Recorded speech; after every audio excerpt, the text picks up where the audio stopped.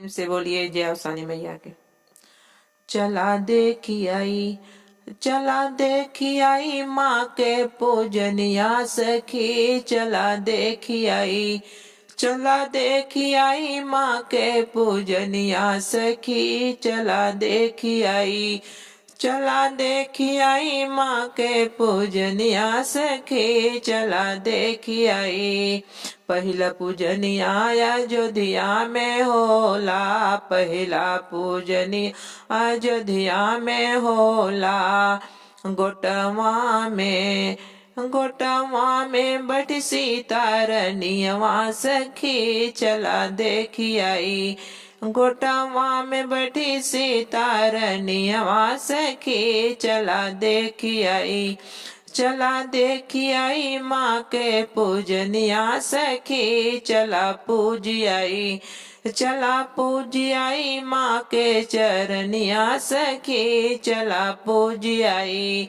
दूसरा पूजनिया यार पर्वत पे होला, पर्वत पे होला, हो पर्वत पे होला।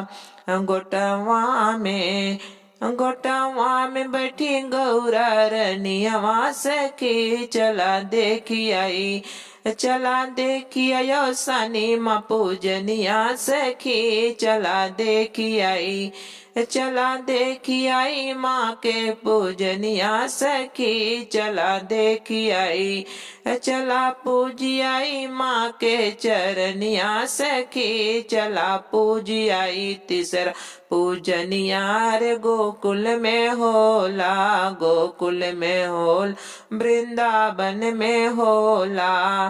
गोटवा में, गोटवा में बैठी राधा गुजरिया सखी, चला देखी आई, चला देखी आई माँ के पूजनिया सखी, चला देखी आई, चला पूजी आई माँ के चरनिया सखी, चला पूजी आई, चला पूजी आई माँ के चरनिया सखी, चला पूजी आई।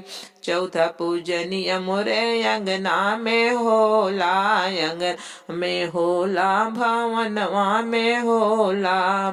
गोटवा में, गोटवा में बैठी सुमित्रा रनियवा सखी, चला पूजी आई, चला पूजी सब मिलके अवसनी मैया सखी, चला देखी आई, चला देखी आई माँ के पूजनिया सखी, चला देखी आई, चला पूजी आई माँ के चरनिया सखी, चला पूजी आई, चला पूजी आई माँ के चरनिया सखी, चला पूजी आई।